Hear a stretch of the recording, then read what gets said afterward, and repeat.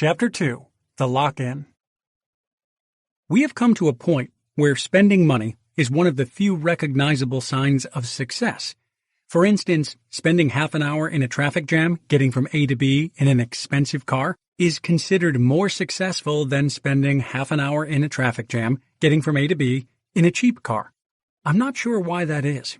Even more puzzling, both of these is considered more successful than spending 25 minutes getting from A to B on a train, or spending 20 minutes on a bicycle getting from A to B while passing cars in a traffic jam.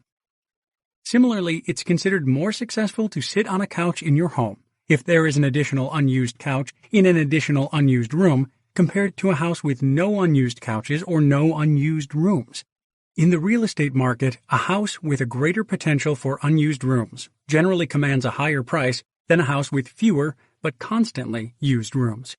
Perhaps there is personal fulfillment to be had in cleaning and maintaining a larger home, or perhaps the fulfillment comes from paying someone else to do it.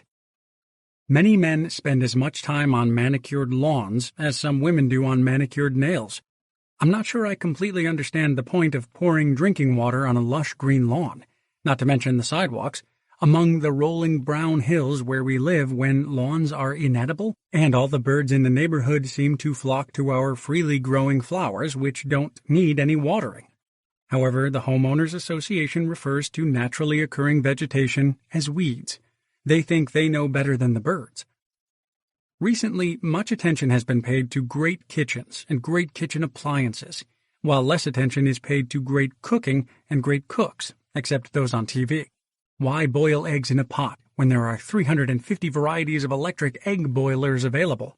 A common misconception is that money is better, or is that more successfully, spent on granite countertops and restaurant-strength food processors and burners than on cooking classes and practice. Who has the time anyway? This behavior is pervasive. People with more money than time buy $3,000 road racing bicycles with ultralight carbon frames to shave 2 pounds off the bike, regardless of the fact that they themselves are probably at least 10 pounds overweight and only take a slow ride once a week because they lack the leg power to go faster and the time to go more often. Compare this to the amateur enthusiast with more time than money who rides every day and thus has the power to ride his much less expensive bike much faster. Who enjoys riding more? For recreation, many believe that saving for a year to drop a large sum on a hectic one-week vacation in an exotic locale is more recreational than staying closer to home and taking a month off to relax. A hectic tourist experience is considered very successful. A prerequisite for this kind of consumer success is spending money. This money must either be inherited or earned. If that isn't possible, it will be borrowed. Most are not lucky enough to win the birth lottery and inherit their money, and so they have to earn their money. Since acquiring the things that demonstrate success only requires the short time needed to purchase some item, and practically no time actually using or enjoying said item, that is, unless a 5-bedroom, 3-bathroom home can be enjoyed remotely from one's cubicle while at work, people can dedicate most of their time to earning money rather than using and enjoying the things the money buys. This results in having little time to develop skills, other than spending money, which can be witnessed by the confused helplessness modern people demonstrate towards solving problems without spending money or arguing on the phone with the service representative. Consumers are used to buying or arguing their way out of problems. For $150 you can buy a propane grill at the supermarket, or you can spend $300 to have a plumber fix a drain. But a person doing these things has learned nothing. Make a habit out of this, and you'll become helpless and deadly afraid of losing your income, as the work-spend method only works as long as there is sufficient income. Hence, so much effort is expended on earning money or finding ways to earn money that people mostly don't fail to work 40, 80, or even more than 100 hours each week, leaving little time to question their lives or otherwise get in trouble. Of course, being overworked comes with its own problems, such as stress, insomnia, and high blood pressure. But typically these problems can be solved by spending money to eliminate or at least cover up the symptoms. Money that, ironically, has to be earned by additional work. In many ways, modern society seems to be using a slightly more complicated version of a Keynesian economic stimulus scheme, where the economy is stimulated by having some people dig a hole, then having others fill it back in the next day. We create problems, spend the next day solving them, and then claim we have made progress. We're even following Keynes's suggestion quite literally when we dig resources out of the ground, fashion them into consumer objects, temporarily store them in our homes, rarely use them, and eventually replace them with a new and bigger model, while sending the old and likely still functional object to a landfill, back in the ground. The average American produces a little less than a ton of waste each year. Approximately 12% gets incinerated, like plastic bottles, 33% gets recycled, like metal and garden waste, and 55% ends up in a landfill. Sure, this cycle increases economic growth, which is a measure of how busy people are turning their money over. But is being busy a good measure of wealth? For years, I've been wondering whether there is a small group of cynical people who are pulling our strings and intentionally creating problems so that others may solve them, or whether we're all pulling each other's strings because we're too busy paying attention to day-to-day problems like paying bills, going to work, and keeping up with all the shows on TV. Seen from the outside, this behavior makes no sense. However, when seen from the inside, everything makes perfect sense because personal values and personal behavior eventually become aligned with the interest of the status quo. Having a job so that the bills get paid and one can go back home every night and pass out in front of the TV is what the good life is all about, right? Most people would agree, because most people can't imagine any alternatives. They are, in other words, prisoners chained to the floor in Plato's cave. To break away mentally, one needs to be conscious of the fact that one is chained to the floor in Plato's cave. The best way to understand this is to see the cave, that is your current perspective, from a different perspective, namely, looking into the cave from the outside. Here is what I see. 2.1. Education and training. Children naturally try to emulate their parents, at least in the early years, and for the most part, a child's values are a direct reflection of his parents, either conformingly aligned or diametrically opposed. Traditionally, parents have played a large role in their children's upbringing. Through watching and emulating, children learn life skills such as respect for others, the virtue of doing chores or performing a day's work for a day's pay, balancing a checkbook or keeping track of money, how to judge value, how to get good deals, eat inexpensively, cook a meal and do the dishes, bake bread, clean, declutter, ride a bicycle, tend a garden, hang up a shelf, or fix a plugged drain. However, as people have increased their expenses, households now require two incomes, and thus, as it so often goes in our time, parents have outsourced their children's upbringing, and possibly taking a lesson from their own situation as wage slaves, they now act as managers of their children's lives and careers rather than as role models, signing them up for extracurricular activities that are so very important for their resume to get into their dream college. What happened to spending all day kicking a rock around or catching frogs in the creek? For that matter, what happened to the frogs, whose decline is a leading pollution indicator, and who are becoming threatened by extinction at an alarming rate? Fortunately, most of the skills necessary for success as a consumer and wage slave are taught in the institutions of the public school system. It's not the subjects that are taught so much as it's the way they're taught. During children's typical 12-year stint in the public school system, the most successful, meaning well-adjusted, learn not to question authority, not to ask questions which don't pertain to the task at hand, to follow procedure, that trying is better than doing, to be a team player, and not stand out. Most importantly, children are trained to sit still for increasingly longer time spans while doing mentally menial busy work. During recess, children learn the importance of being well-liked and fitting in, that is, being unique and special within a certain restricted range. These are the essentials for later success on the job. If it wasn't for this behavioral training, the limited subject matter that is actually taught could be accomplished much more quickly. However, imagine what would happen if 12-year-olds with the same intellectual power as high school students, but without the acquired discipline and dulled creativity to sit still and follow boring work procedures for extended periods, suddenly flooded the job market. Would they even want a job? The mass education in high schools reflects the mass production of the real world. The teaching style has one teacher lecturing 20 to 25 students sitting in rows, much like a supervisor leading workers or a manager and his employees. Practically all problems that are presented are closed-form problems, where there's only one answer that by construction can be found using the methods in the textbook.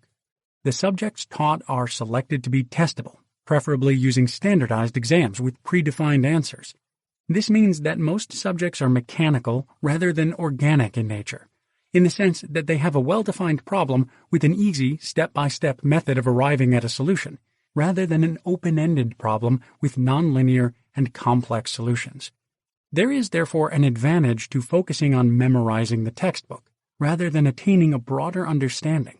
This is excellent training for intelligently following procedure, but also a powerful counter-training against using intelligence creatively.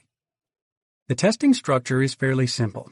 Some chapter in the book will have a paragraph which reads, "There are 3 known instances of X, Y, and Z," while the test will have a question, "Name the 3 instances of X, Y, and Z."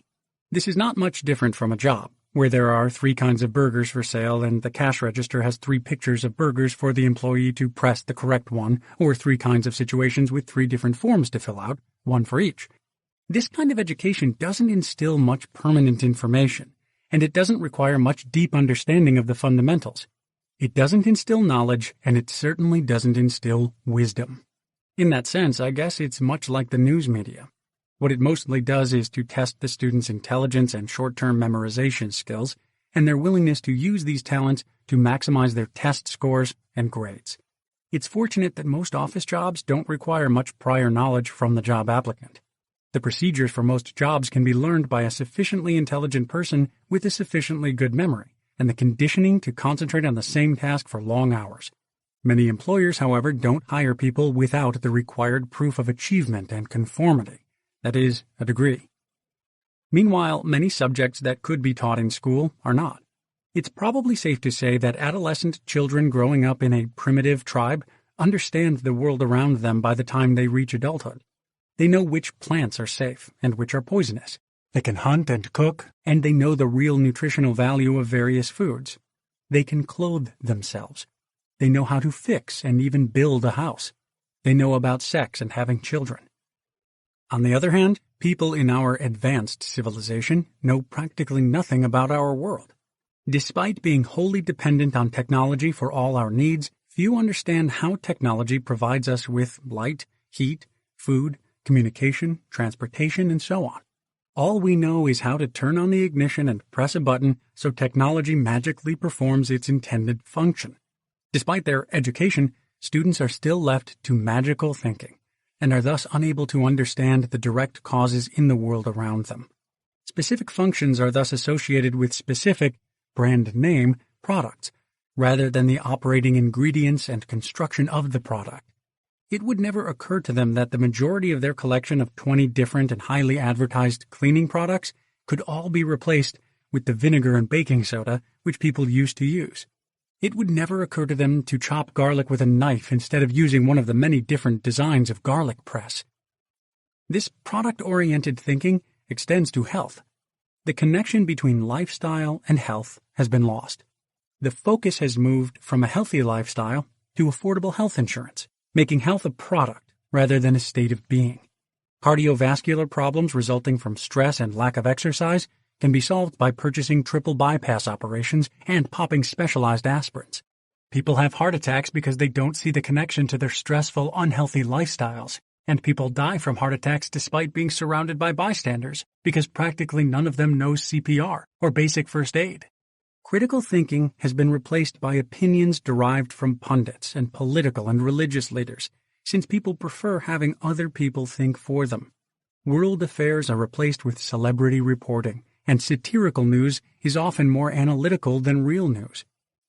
In conclusion, after growing up, the only thing children know is that problems are solved by buying products, that in order to buy something one needs a job, and in order to get a job one needs a college degree, which happens to be considered a brand name product as well. 2.1.1 College Degrees. A high school diploma used to be sufficient to obtain jobs in most vocations, except a few professions which required advanced studies like engineering, science, medicine, accounting, and law. This isn't the case anymore. Today, the only way to join the rank of salaried professionals is with a college degree, despite the fact that 85% of college graduates eventually find jobs in a field different from the one they graduated in. This is no surprise, as normal office job functions generally require little knowledge of underwater basket weaving, 19th century Hungarian clog art, or other things of academic interest. A college degree has thus come to serve as an admission ticket to the white-collar job market, as employers deemed that the selective process of getting through a college education is perfect for selecting the most mentally disciplined workers. Salaried white-collar jobs are desirable because they're thought to provide superior and stable pay and fringe benefits. They're also perceived as less strenuous and less dangerous than manual labor. Today, there are notable exceptions to this perception. Lifestyle diseases associated with sedentary stress caused by pushing paper forms around with little autonomy and few tangible results diminish the health advantages compared to the small chance of having your arm ripped off in a centrifuge, say. In addition, a skilled machinist or driver can often make more than a mid-level office worker with equal years of tenure and be able to find work anywhere. A self-employed electrician or plumber should be able to clear 6 figures and set his own hours. Yet young people seem unaware of this, and thus everybody, even those with no aptitude or desire for intellectual challenges, try very hard to get into college, no matter how it may impair their future earnings and financial independence.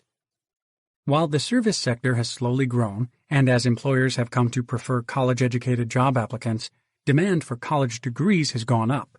Colleges and universities have responded by lowering academic standards and raising their prices, much like other producers of consumer goods and services respond to rising demand.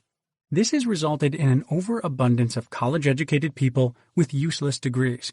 This creates structural unemployment, which is generally bad for society, bad for the unemployed, but good for employers. Hence, the continued calls for more education, even though it's sometimes hard to see the reason. For instance, it's not unusual to see job advertisements along the lines of, must have a bachelor's degree and be able to lift 50 pounds, to get a store manager job that would have been held by a high school graduate a generation ago. Perhaps one will need a PhD just to man the cash register at a burger franchise one day.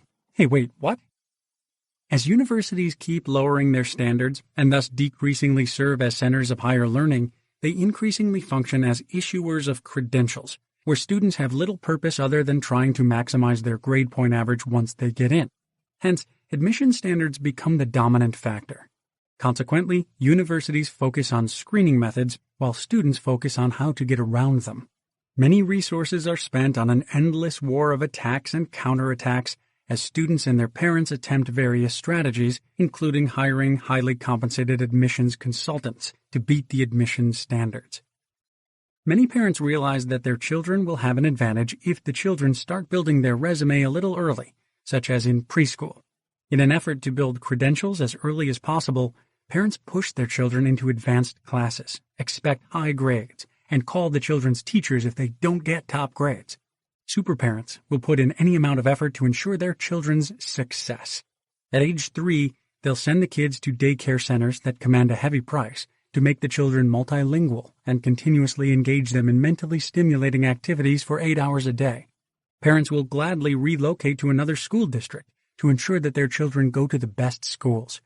Parents will manage their science fair projects for them, projects that at the high school level are beginning to look more like undergraduate level research projects, complete with outside collaborations. They will pay for tutors and test prep materials, the latter of which prioritizes cramming for and passing a test rather than learning the underlying material, and they'll make sure that little Susie and Johnny have the correct solutions for their math problems if they can't figure them out themselves. Rather than being left to figure out their own playtime, children are pushed into highly structured, adult-supervised extracurricular activities, which take up most weeknights, to pad the resume with the awards and honors they need to make their college applications stand out amongst the thousands of others who follow the same strategy. Once inside, the main mission has been successfully accomplished. This is the end of the journey rather than the beginning. Students just have to pass the time during 4 years of edutaining lectures on arcane subjects, while maintaining their grade point averages like they did in high school, dutifully cramming a few weeks before the examination date, only to forget most of what they learned as quickly as they memorized it. If you are sufficiently smart and ambitious to get into a top-ranking university, the value added by the educational institution apparently doesn't matter for your future success. In other words, Top-tier institutions don't add value to create talent as much as they select or discover it. Thus, if you were smart and ambitious enough to actually get into an expensive top-tier university, you don't actually need to go to a top-tier university to succeed in life. On the other hand, there have been a few examples of the converse holding. If you buy your way into a top-ranked university, you can still succeed, meaning make a lot of money, despite obvious lack of talent. The ambitious and smart people realize that they don't need to be at a top-tier university to succeed, so they drop out and go start their own companies. Those that are merely smart stay, but quickly learn to select a college degree tailored to their desired job or income level, and to select the courses with the highest grade-to-effort level in order to maximize what employers are looking for. I knew several people like that. Very boring people. They never knew anything outside of their textbooks, and 2 weeks after an exam, they had forgotten practically all of what they had crammed for. Today, they're highly successful white-collar workers. The educational system works, just not according to its stated purpose, to educate. As students have come to view education as a product, and parents are still only a phone call away, professors are encouraged, typically meaning their career is on the line if they don't obey and take the opportunity, to make education edutaining. Students now think that if they don't learn anything, it's a failure of the teaching process, or the teachers, rather than their own failure to study. After all, they paid for it. It's not what you can do, it's what you can buy, which matters. With student evaluations now determining the career path of young professors, and young professors determining the career opportunities of young students, professors and students have adopted a non-aggression pact. Professors give entertaining and easy courses in exchange for good evaluations. This way, professors get tenure so that they can get back to publishing papers and writing grant proposals to bring in grant money. Such soft money is sometimes a substantial part of their salary, and often the reason they got hired in the first place, and sometimes the only way they get to keep their job. Students get their degrees, and everybody is happy, except those that came to learn and be challenged, and in many cases went deep into debt for the privilege.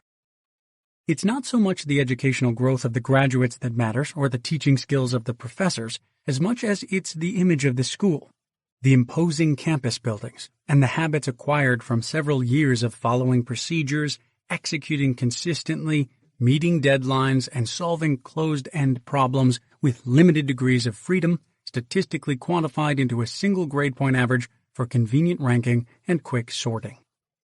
In the grand scheme of things, the functional purpose of universities is thus to sort students into future vocations, rather than the commonly believed purpose of broadening their horizons in a useful manner. Ask a college graduate when the last time was that they read a book from one end to the other. The answer may surprise and depress you. Despite this, it's possible for individual students to get a broad background in college. Smart, if not street smart, people abound. However, it will come at the cost of a high grade point average, as the student focuses too much on particular interesting subjects or courses which may not economically provide the optimal grade point return on student effort. While college means different things to different people, whether it's a place for higher learning, a 2 to 4 year binge party, or simply a brand name admission ticket required by the job market, the increasing demand for education and resulting higher cost mean that many students take on debt. Student loans are often considered an investment in one's future. What most students forget is that the only way they can sell this asset is by working off their debt. Also, except for possibly MBA students, few people do a discounted cash flow analysis to verify that their investment actually has a sufficient internal rate of return. It's perhaps surprising that many trade schools have higher rates of internal returns than college educations. They cost much less, have shorter times to graduation, and due to the overproduction of people with college degrees, the latter no longer bestows as much economic benefit compared to the trades as it used to. Despite this, many young people keep believing that their best shot at a middle-class lifestyle is a college degree, just as the lower class spends almost 10% of their already limited income on lottery tickets to achieve their financial dreams. Yes, 10%. 2.2. Career. Most career people's lives are dominated by schedules and procedures. They get up at the same time every day. They take the same route to work and sit at the same desk and do the same things day in and day out for many years. At the end of the day, they go back along the same route. They have various chores and activities scheduled until they go to bed at the same time. Maybe they occasionally go to a restaurant, the movies, or a sports event. Weekends are like evenings, structured around chores that didn't get done during the week, like laundry, cleaning, and sleeping.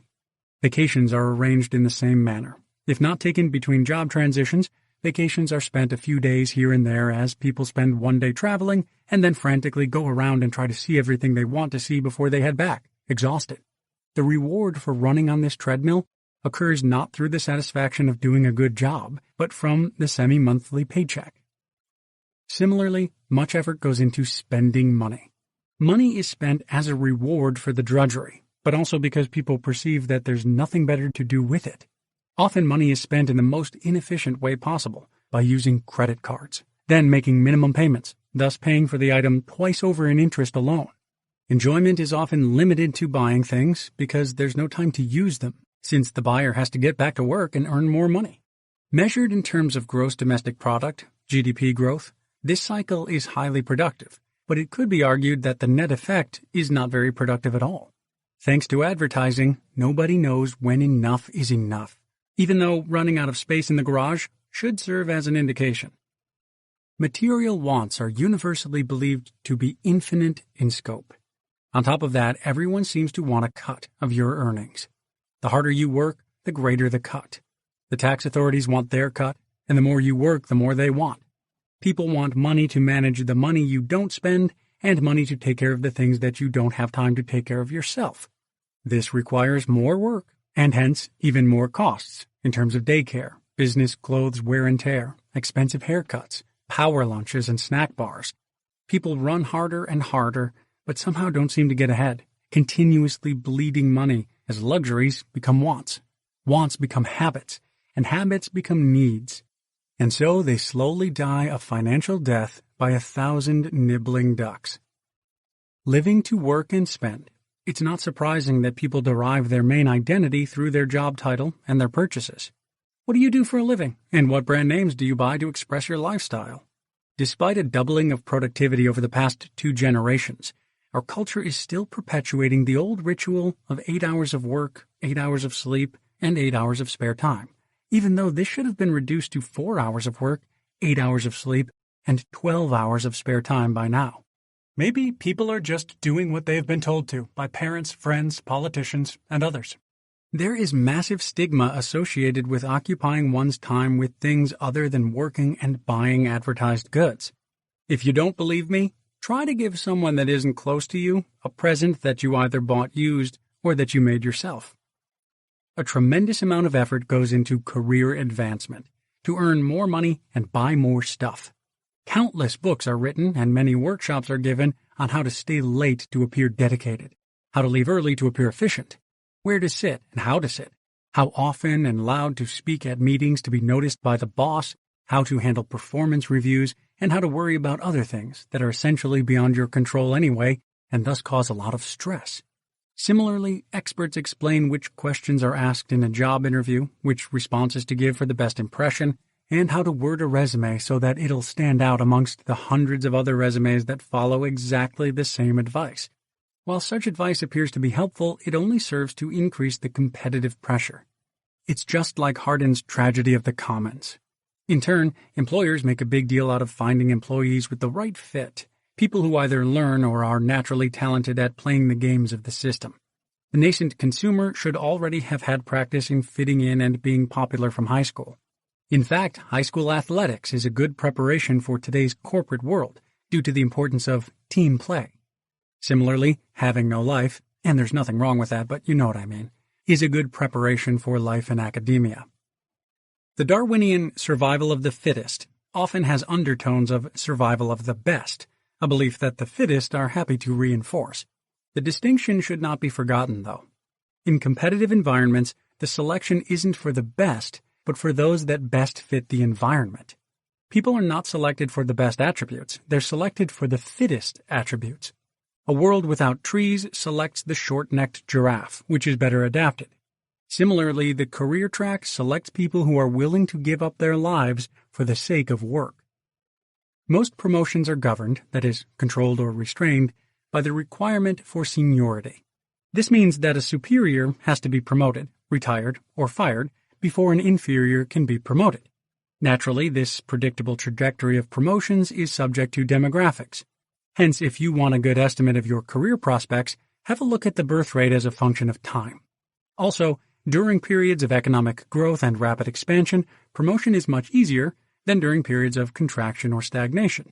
If you ever wondered why your boss is incompetent or why it's so hard for you to advance, chances are that he started his career during a period of economic expansion which required scraping the bottom for all the new positions to be filled, while you didn't, relatively speaking.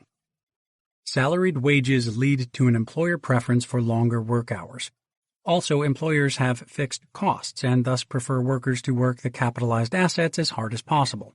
By paying higher wages and limiting the number of jobs on high salaries, employers can make workers compete for these jobs.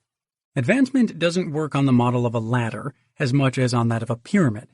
As workers spend more time on the job, it leads to a dependence on the job, since little time can be spent on alternative pursuits. Having several income streams is in fact highly dangerous to worker motivation. This is why capital income is generally cordoned off into special retirement accounts with penalties for withdrawal. This is also why many employers discourage workers from working competing or even non-competing jobs. In addition, debt plays a major role in locking people into working for most of their lives. It used to be that marriage was seen as a lock-in. Unlike a bachelor, a husband would need a job to take care of his dependents. Today, this is no longer the case, and being single is more of a lock-in since the family income isn't diversified by a working spouse. A consumer life is one of intense specialization. Most do a single job without much concern for the greater whole. This is why such great importance is placed on fitting in and being a team player. Conversely, it also means that few participants in society really have or attempt any understanding of larger issues like climate change, geopolitics, and population issues, or why, despite our advances in technology, we still work as hard as our grandparents did. Such problems are typically left to them. But do they, the experts, really know what they're doing?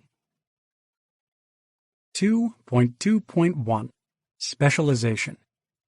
Our educational system and our business leaders all advise us to become a specialist.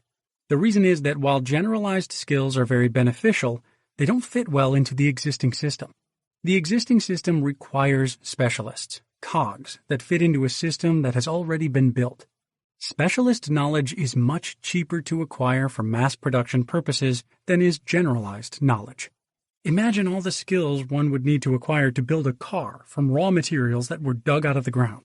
It would take a lifetime to acquire sufficient skills to make a single car, after which one would be too old to make more. If instead several people learn just one simple skill and are organized into an assembly line, the reduced time spent on learning allows them to produce much more.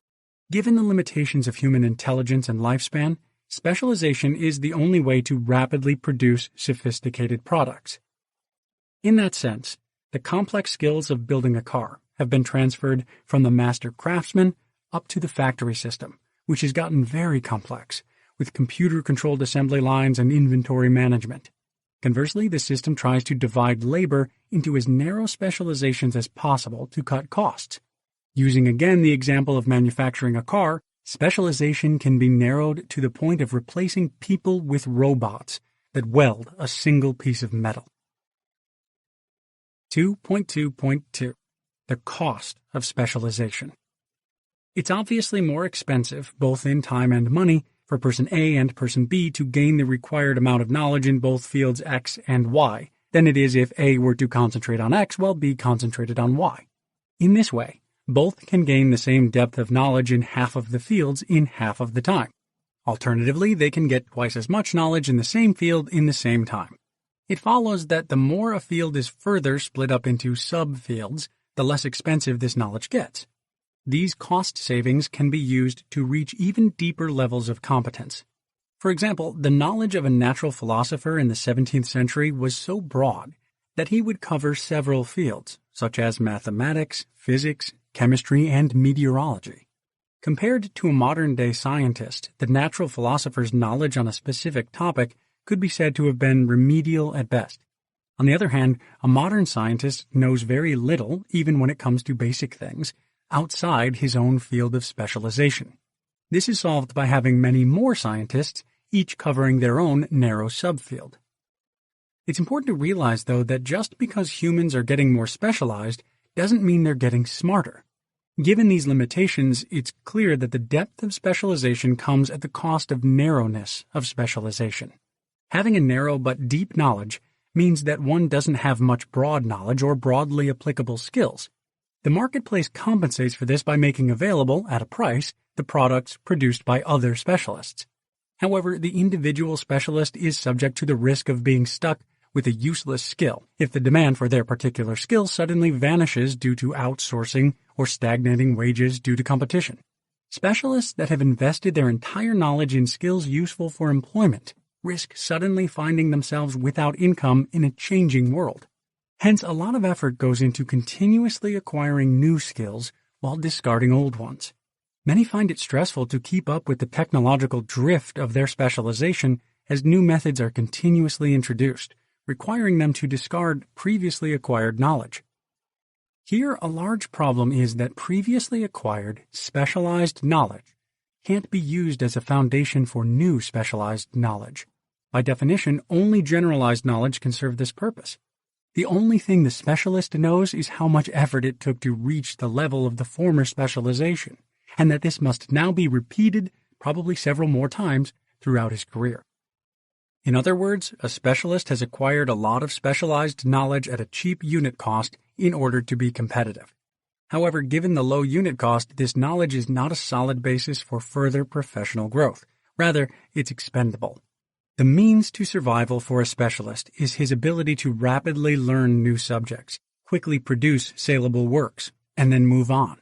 This is called skimming. It's the same strategy pursued by weeds, to use an ecological analogy. At the expert level, a person needs 80 to 100 hours a week to stay competitive. For master's level, it's 60 to 80 hours, and to remain competent requires 40 to 60 hours a week. The professional need to forget and relearn can be hard to accept, especially for dedicated specialists who personally identify with, self-actualize through, and take pride in the knowledge they have spent years acquiring. These are people who consider their work an expression of who they are. They usually produce the best work, the cathedrals of their professions. Conversely, they're also at the highest risk of burning out when the market or their employers force them to tear down their cathedrals and build something else. Those who maintain a professional distance from their knowledge and treat it like school courses and exam passing fare better. These are the people who build the cookie-cutter homes of their professions, which are ideally suited for mass production. These are the professionals. Creating a system based on specialized production thus increases productivity, but at the cost of increased risk to and pressure on the individual. Another feature of specialized work is that it depends on expending resources such as time and energy. Therefore, specialization is not an optimal strategy for those who seek balance in their life. Those who take some time or energy off to pursue other interests will surely be overtaken by another specialist who sleeps less or does not have other responsibilities. The competition is intense. A further problem that causes systematic inefficiencies is that advancement inside the system is subject to the Peter principle, where people are promoted as long as they're competent in their current specialization. This creates a problem as specializations change, and a person might get promoted to a specialization, typically management, where he isn't competent, his highest level of incompetence, and never will be. In such a system, work is only done by those who are yet to reach a position in which they're incompetent. Although some institutions have made efforts to eliminate the detrimental effects of this principle, it's still observed in many places. 2.2.3 Job Competition. As mentioned earlier, specialization has another problem. Competition is very difficult because it's hard to compare the actual skills of the specialists. In some cases, the desired skill level for a position is reached by several competitors, who are all sufficiently good. If there are plenty of competitors, the decision process breaks down, becomes fuzzy, and starts depending on things that are less connected with the skills in demand. In those cases, getting the job begins to depend on intangibles, which are generally outside the control and certainly outside the specialization of the worker. Of course, there are plenty other specialists who will sell advice on what to wear, how to format a resume, which clubs to join, and so on. This is good for the system, but less beneficial for the individual. Large amounts of time are spent picking the few winners of this game. One might argue that the function of a college education isn't so much to provide education as it is to produce college dropouts who are willing to accept lower-paying jobs. In other words, a college education is a sorting mechanism. It does not stop there, though. A so-called career provides a similar sorting mechanism. People frequently talk about climbing the corporate ladder. However, a ladder implies that if one climbs hard enough, one eventually will get to the top. In reality, it's more like a corporate pyramid. Not only does one have to climb hard, one also has to beat the other climbers as the pyramid gets narrower and narrower. While this system tends to promote those with the required skills to best play the game, it causes much stress and wasted effort. Since so many are used to thinking that employment-based income is the only way to get ahead, they spend all their effort on their job to the detriment of their home life, despite employers paying lip service to work-life balance. Here, one solution is to moderate one's career ambitions. After all, realizing at an early point that going all the way not only depends on skills, but also requires 100% dedication, reading time, and possibly some ethical compromises. One can aid in the sorting process by consciously seeking positions suitable to one's more moderate aims and avoiding unnecessary competition. Those with less foresight are forced to lower their aims through career burnout. In summary, the work system is designed so that most people have been specialized to as far down the production chain as possible. Specialization makes people replaceable, either directly through advances in technology or through competition between many others with similar skills. Specialists are like cogs in the system, and they tend to have very simple interfaces with it. 2.3. The pursuit of stuff, status, and happiness. Our culture was founded on the idea that maximizing production equals maximizing happiness. In the past, pursuing this goal was admirable since any increase in production resulted in an increase in well-being. Better food, better medicine, better clothing, better housing, better work, and better living. At some point, the focus changed from better to more.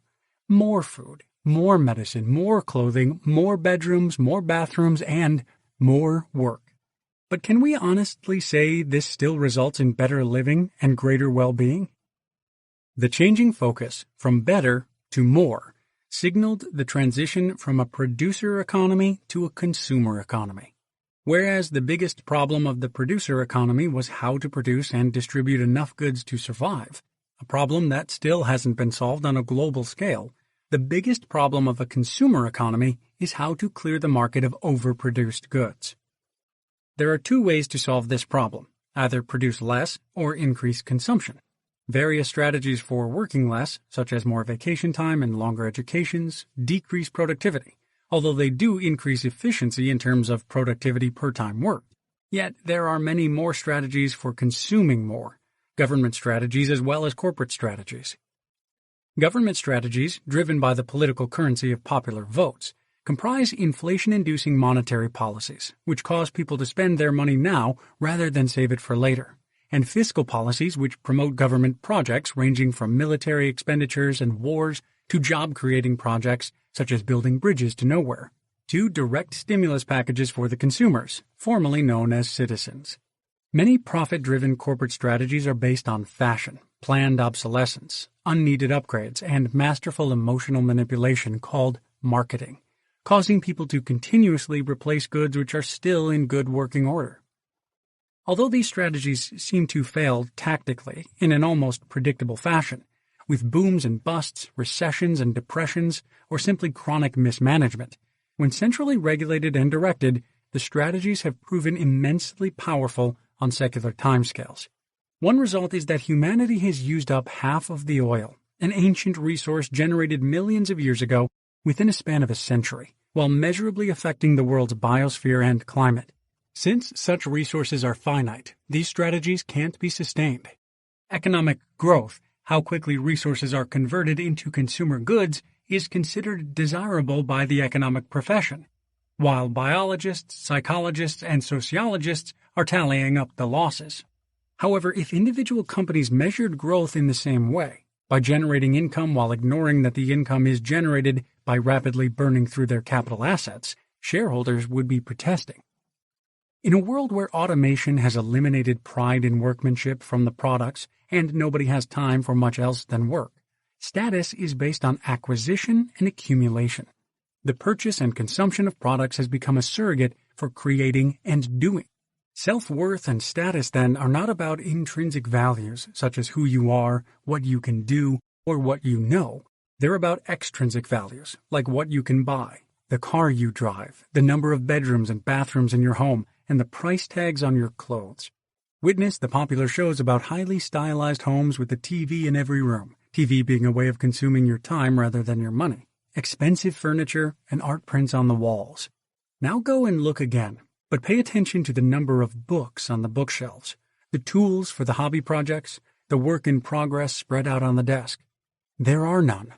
What empty lives these people must live. Having substituted consumption for creativity and technical skills, shopping becomes a form of self-actualization.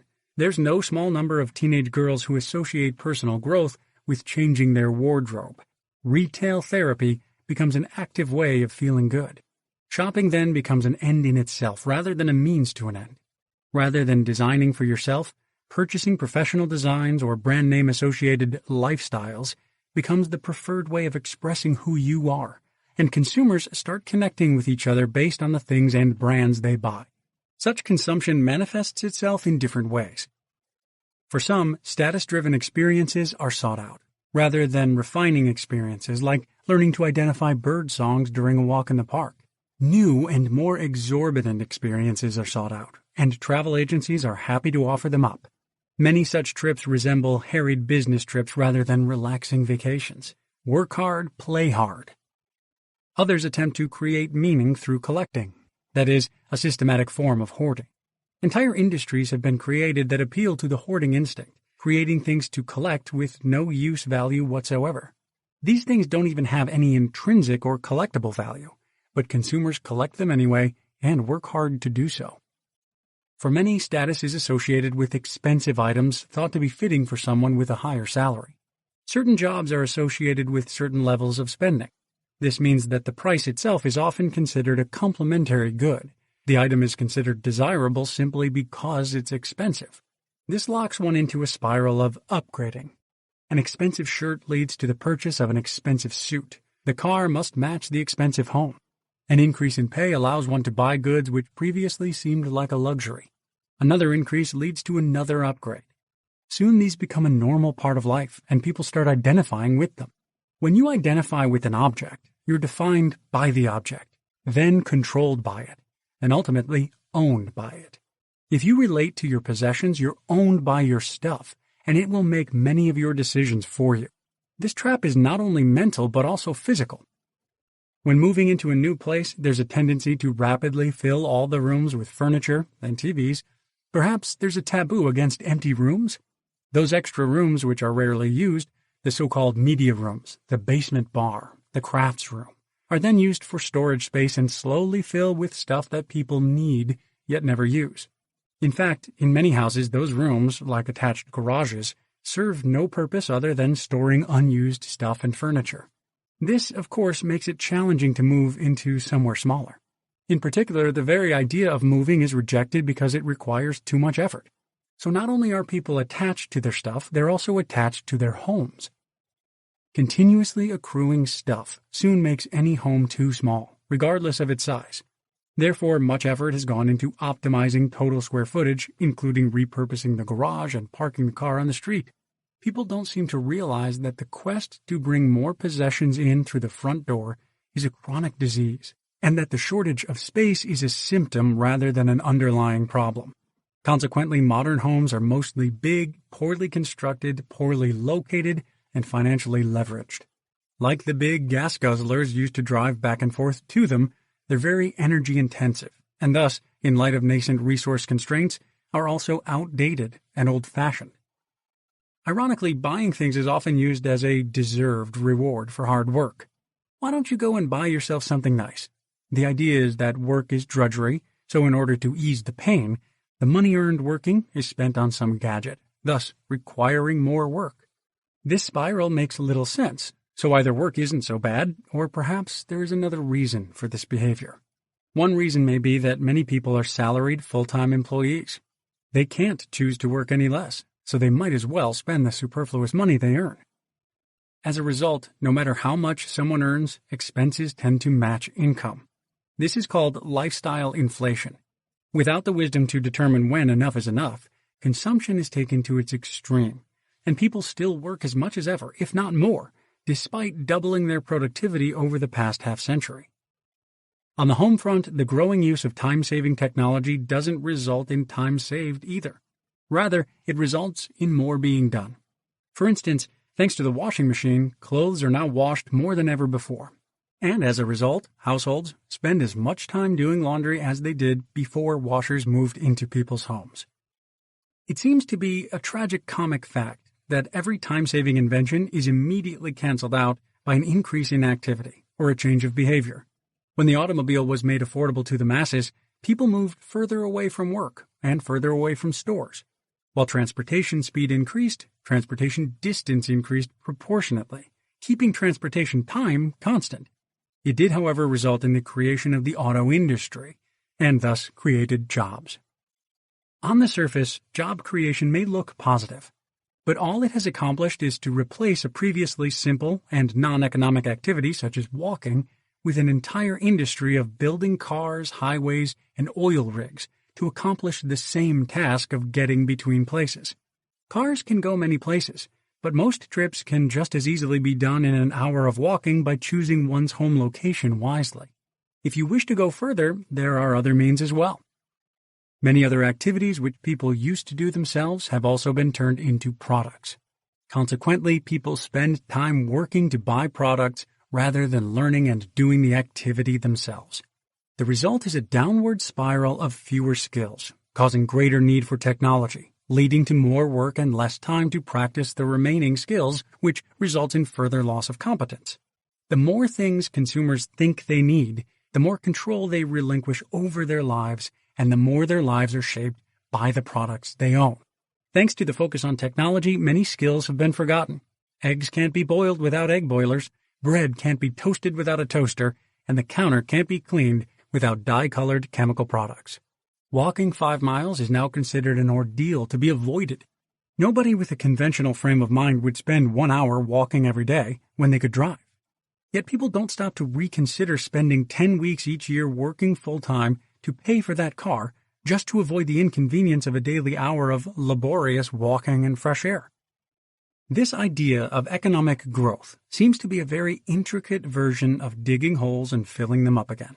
It creates economic growth in the traditional sense, but so does breaking a window and replacing it.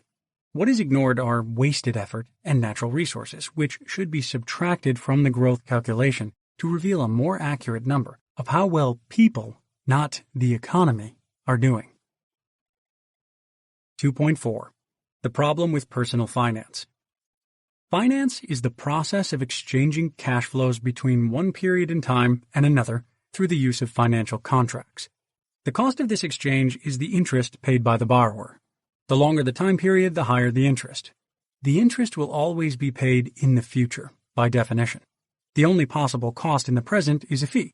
A typical example is the simple interest loan, where the lender lends the borrower a sum, the principal, in exchange for regular payments of interest until a day in the future when the borrower will pay the full principal back to the lender. Another example is the fully amortizing loan, where the lender is paid back in constant payments comprising decreasing amounts of interest and increasing amounts of principal over the period of the loan. Typically, a fee is also added to the payments. Financing is a useful business tool. A business is an organization that exists primarily to generate profit for its owners through the sale of goods or services to consumers and the employment of workers. Others would say that businesses exist primarily to keep folks busy, that is, to provide jobs. Using financing, a business can leverage its operations by borrowing money to spend on investments to increase future revenues. Future payments of debt and interest are then made using the higher revenue. This shifts the costs of money from a less productive present to a more productive future, and allows the business to earn profit faster and earn more profit compared to a business that operates without debt. As profit is desirable, at least to the owners, shifting these cash flows around in time has resulted in the creation of the financial service industry. 2.4.1 Mortgage, car loans, and consumer debt. Unlike businesses, consumers rarely use debt to invest and generate income. Instead, they use debt to purchase consumables like vehicles, houses, furniture, and electronics, which don't generate income. In this case, interest is no longer the cost of doing business, it's now the cost of living beyond one's means. This cost ranges from typical mortgage rates to typical credit card rates multiplied by the outstanding debt. Over the lifetime of a consumer, this adds up to substantial amounts of money. Consider a typical 6% mortgage that runs 30 years. Here, the total interest over the years is approximately 105% on top of the cost of the home. For those who are just starting their repayment, interest and finance charges comprise almost all of the monthly payment. Home equity is mainly built towards the end of the repayment. It's very hard to become wealthy and financially independent this way, and predominantly making interest payments is more accurately thought of as paying rent, while being responsible for all the expenses associated with home ownership. All debt comes with a contractual obligation of repayment, which is usually structured to last 30 years to minimize individual monthly payments, but definitely not to minimize the total number of payments, which is maximized by increasing the maturity of the loan as much as possible. If the maturity is extended in perpetuity, the interest payments become similar to rent. If the only means of repayment is a job, this means that working must also last at least 30 years. This way, a single decision just after leaving school turns into a lifelong commitment that can be very hard to escape, given that the borrowed money has been spent on increasing consumption rather than increasing production. Most major consumption is financed. This means that money spent on major consumption has not been earned by those who spend it. This has a drastic consequence for the way the market sets the price level of anything that can be financed. And today, anything, even a fast food meal at a burger franchise, can be financed through unsecured credit. Specifically, things are priced not according to how much money people have saved, but how large a monthly payment borrowers and lenders think can be made in the future. This is set by the interest rate, which is partially manipulated by the government, and credit ratings, which are partially manipulated by individual consumers, lenders, and credit rating agencies. These facts change the way people think of money. What you have saved becomes less important than what you can potentially borrow. The consequence is that the cost in terms of hours worked is no longer fully appreciated, and people work and spend more, sometimes far more, than they would if they paid cash, counting on being able to pay it back in the future or rolling over the debt, thus being forever locked in. Many even spend so much that they can't pay it back, leading to misallocated resources which could have been spent more fairly by those who earned the money. The systemic consequence of this waste is that prices in a debt-driven society are higher than they would be in a cash-driven society, simply because more money, in the form of credit, is chasing the goods. This leads to bubbles and crashes due to credit being either too cheap or too expensive, and a psychological lag leading to a bipolar economy of alternating optimism and pessimism. It would appear that economists, or the effective majority of individuals who engage in lending and borrowing, haven't yet been able to perfectly model future demand and supply, and thus an economy that is built on predictions of future demand and supply by the pricing of future payments in the form of the interest rate is inherently unstable. Ideally, personal finance shifts cash flows around in time so that money is available when it's most wanted and paid back when it's least wanted. However, this shifting comes at a price in terms of fees and interest charges. In particular, many people who don't know any better will simply make this standard choice, which effectively involves contractual obligations to work all of their life in exchange for houses, vehicles, furniture, electronics, and other stuff. To wit, a salary, or even the potential of a future salary, seems to be a gateway to the debt drug. So many people could probably reduce the risk of getting into debt by simply quitting their jobs. 2.4.2 Savings and Investments. When credit and consumer financing is widely available, the personal savings rate is close to zero. Few really want to save when they can count on credit cards for large purchases or to carry them over in case of a job loss. As such, interest works in reverse. Rather than saving up money and receiving interest along the way before spending it on a purchase, credit is used to make the purchase immediately.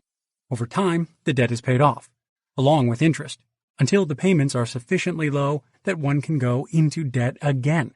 This inverted sawtooth pattern happens on several different timescales, the longest being the mortgage, with shorter timescales for car loans, home equity loans, and lines of credit, with credit card loans being the shortest.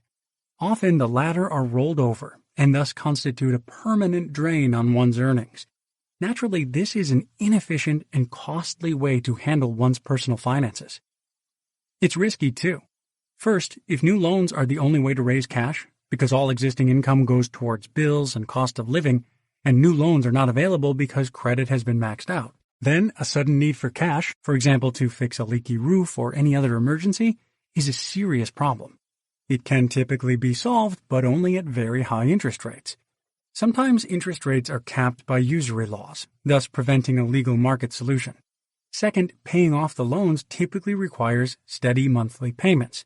If the debtor misses a payment, perhaps due to a temporary job loss or the aforementioned emergency, interest rates may be raised substantially, or the lender may repossess collateral. To prevent this, people will either spend money taking out insurance against such a situation, either with the bank and credit card companies themselves, or with third-party insurance agents. Self-insuring by keeping a number of months of expenses in a savings account, which people with jobs, debt, bills, and other financial obligations call an emergency fund, is becoming an increasingly popular alternative. Other common reasons to save include down payments on a house, car, vacation, education, or health. These expenditures can't be financed because they're unsecured or because the lender requires the down payment as a demonstration of financial responsibility. Naturally, other lenders are often willing to step in to finance the down payment at higher interest rates, thus eliminating the risk control of the primary lender's requirement for a down payment. Retirement for those who are too old to work and take care of themselves can't be financed by credit because of the difficulty in paying back the loan. Traditionally, those who are too old to take care of themselves have relied on having children and instilling a feeling of filial duty. However, those filial feelings are perhaps no longer as strong as they once were, with parents having sent their children off to institutions from a young age and only really interacted with them for a few hours a day, being busy with their careers and lawns. Children thus often prefer to send their parents to institutions of their own during old age, in turn. Therefore, it falls on institutions, in the form of government and private companies, to provide for people during old age.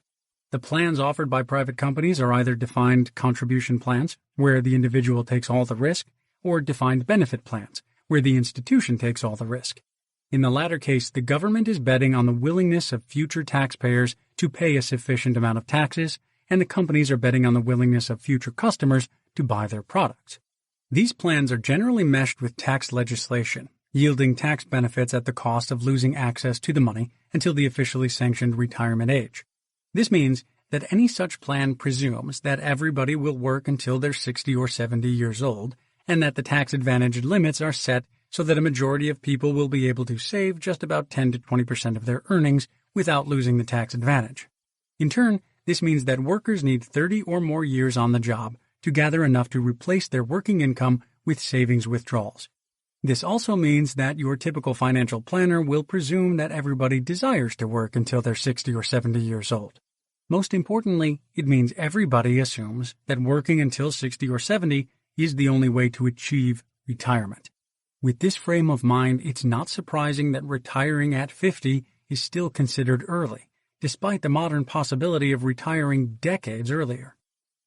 Thanks to a secular, possibly demographically driven, asset boom, it has become increasingly popular for individuals to save for retirement by investing directly in the equity or financial markets, a job that has previously been handled by banks and businessmen, using the savings of the customers.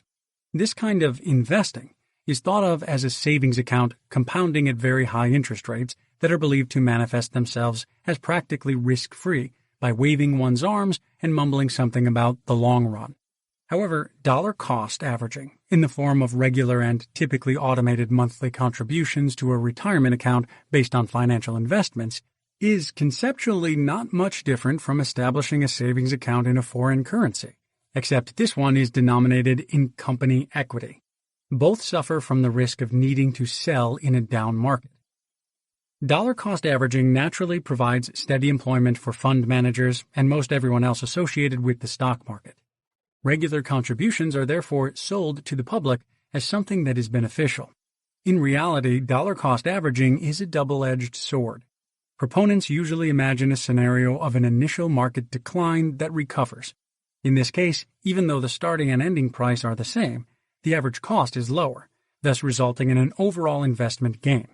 Now consider the scenario of a rising market that subsequently declines. In this case, the average cost is higher than the start and ending price, and the investor will have lost money. In fact, given that markets rise much more slowly than they drop, a dollar cost averaging investor is more likely to make an entry and invest larger amounts while the market is rising than during its decline. At its best, dollar cost averaging provides no benefit, but regardless, dollar cost averaging is an excellent way of providing steady work for Wall Street, which collects fees and commissions to invest the steady stream of money from workers. The mutual fund industry typically charges around 1% of all assets annually, which over the years adds up to a substantial fraction, regardless of performance. The risk-reward profiles of most, but not all fund advisors are skewed. That is, fail conventionally and you're okay. Fail unconventionally and you're fired. Win conventionally and you're okay. Win unconventionally and you're a genius. Therefore, mutual fund advisors that wish to keep their jobs tend to flock together and behave like a herd. This has resulted in the growing popularity of buy and hold index funds, which simply mimic what everybody else is doing, on average, at less cost. Of course, the emerging behavior of such a strategy is eventual chaos, as nobody leads and everybody follows each other. Buy and hold is an investment strategy with no exit strategy. What this typically means is that stocks are usually liquidated when money is needed rather than taking into account when a given stock is overvalued. The aggregate effect of workers investing in this manner is to turn the stock market into an elaborate demographical Ponzi scheme, where the value of investments depends on how many people are retiring and how many people are entering the labor market. In particular, it depends on the level of confidence that the most recent entrant has in the system, and hence this becomes a policy matter. Diversification doesn't prevent the effects of something as systemic as this. Instead, it reinforces the problem, as everybody behaves the same. If stocks are supplied and demanded according to how many are entering and leaving the workforce, then market price becomes dependent on demographics. The consequence of retirement accounts and the reliance on automatic savings in equity markets is a large class of people who have very little equity ownership compared to their level of consumption. Nobody thinks of using improvements in technology and productivity to allow people to work less and require fewer assets to achieve the same standard of living. Instead, while everybody is richer, at least in terms of stuff, no one is any wealthier. Their wealth is safely out of reach. If it weren't, how many would still show up for work the next day? Individual investment in productivity, other than personal ability to work harder, remains dismally low. Only a few entrepreneurs spend money on increasing their productivity to increase their current cash flow. Others have few asset investments outside of their retirement accounts. 2.5. Retirement. Retirement is a relatively new phenomenon. It comes from people having decided that rather than using the time-saving technology and inventions that appeared around the first half of the 20th century to live a life of leisure, they would live a life of shopping and work until they could no longer function as useful, that is, income-earning, units in the production chain and had to be set aside. With the institutionalization of society, where work and life and practically any and all activities are separated in space as well as time, people who were institutionalized as children are inclined to institutionalize their aging parents in retirement homes in return. At these retirement homes, retirees spend their time doing the equivalent of after-school activities, with the family dropping in during major holidays, if they can find the time. This is considered normal. Those who have accumulated a large amount of savings earlier than everybody else, thanks to uncommonly high savings rates or stock options, sometimes take early retirement. This kind of early retirement resembles a long vacation, which is essentially what it is. The retiree has no immediate plans to be productive, and if he did, he would just go back to his old job, where his earning power presumably would be highest. Instead, money is spent flying to exotic destinations, sporting events, or far-flung friends and relatives. Although golf, fishing, motorboating, and other non-strenuous physical activities have gained some popularity. Although relatively rare, after all, there can only be so many financially independent people in a society. This is the kind of early retirement most people are familiar with and dream about. The kind of retirement that revolves around spending money. 2.6. Breaking out. People stuck in their traditional ways of thinking often believe that the path to freedom and happiness lies in earning a little more money than they currently earn, regardless of how much they earn. However, despite our productivity, and hence our earnings, having doubled compared to 2 generations ago, I doubt anyone feels freer or happier about their earnings. The real problem is not how much we earn, it's how much we waste, perhaps to demonstrate our supposed wealth, when we spend it. As our productivity has gone up, we've increased the size of our homes and filled unused rooms with unused purchases, which just wait to be thrown out or given away. We're surrounded by the inedible landscapes of lawns and asphalt.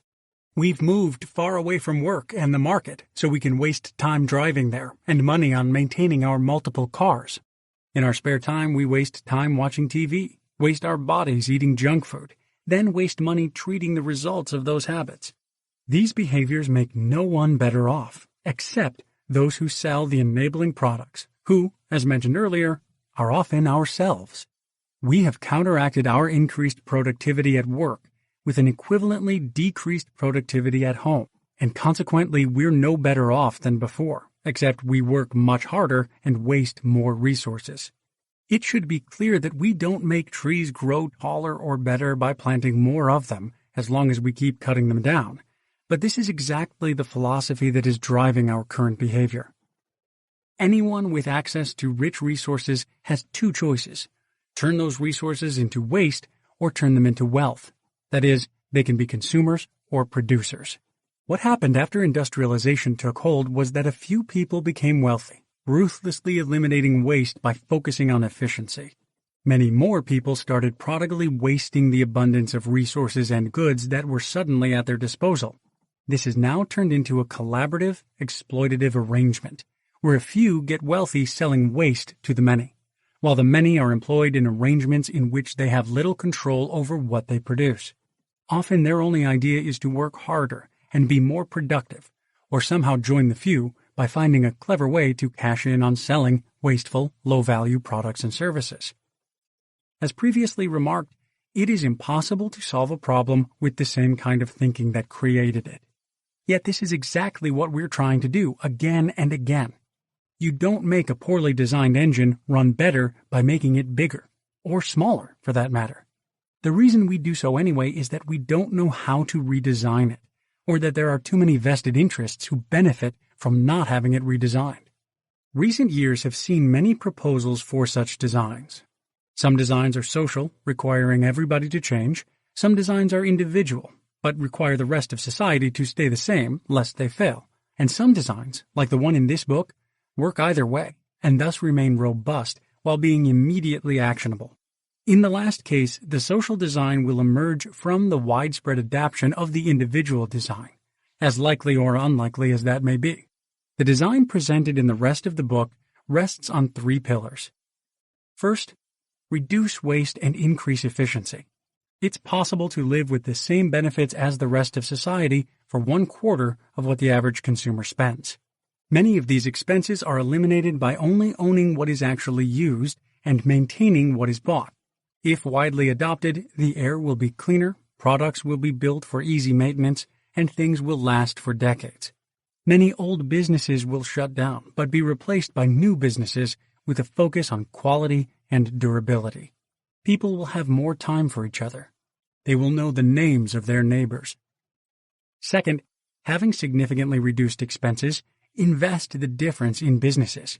If widely adopted, businesses producing obsolete things which are no longer in demand will shut down, but new ones will appear, and it's a lot easier to change investments than it is to change careers. Alternatively, those with greater control over their income can choose to work less at higher efficiencies and save the money for intermittent periods without income. This works well for small business owners or contractors who can decide to only take on the most profitable work and stop working when they no longer need money. It's difficult to run a small-time business and make an average income, but it's easy to make a quarter of an average income through multiple income streams. It's a lot safer, too, compared to the risk of losing a single income stream from a job. This is also useful in case the world as we know it ends and businesses and trade all break down. This has happened once in recorded history, namely the Dark Ages. And being widely skilled is better insurance against such an event than being an expert in pushing buttons on an assembly line or pushing papers or business plans at a desk. Third, find something meaningful to do instead of work. If your work is really meaningful to you, you can keep working, knowing that you are living a less wasteful existence and that you have the financial security to leave your job at any time. The latter in particular seems to make quite a difference in terms of what employees are willing to put up with or which customers business owners are willing to keep around. Initially, working at reducing waste will occupy some time, but once the methods are learned, this won't take longer than the usual method of buying a gadget or hiring a professional. Instead, it's necessary to find something else to occupy your time with. I don't cover this in great detail, having never lacked the imagination to find activities that are meaningful to me. Currently, I spend my retirement volunteering on the board of a small nonprofit, tending our garden, improving my hockey game, crewing in yacht races, learning how to repair mechanical watches and bicycles, blogging, and writing books such as this. These 3 pillars can all be pursued simultaneously, and they can interact synergistically. Each reinforces the other 2, but none of them rely on the others. The money saved from reducing waste can be invested, and the method leading to savings can be cast as a meaningful activity. Conversely, meaningful activities can often provide income in a way that reduces waste.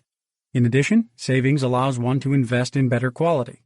For example, paying 8 times as much for something that lasts 10 times longer instead of being stuck with a low-end model that only serves to increase waste and money losses.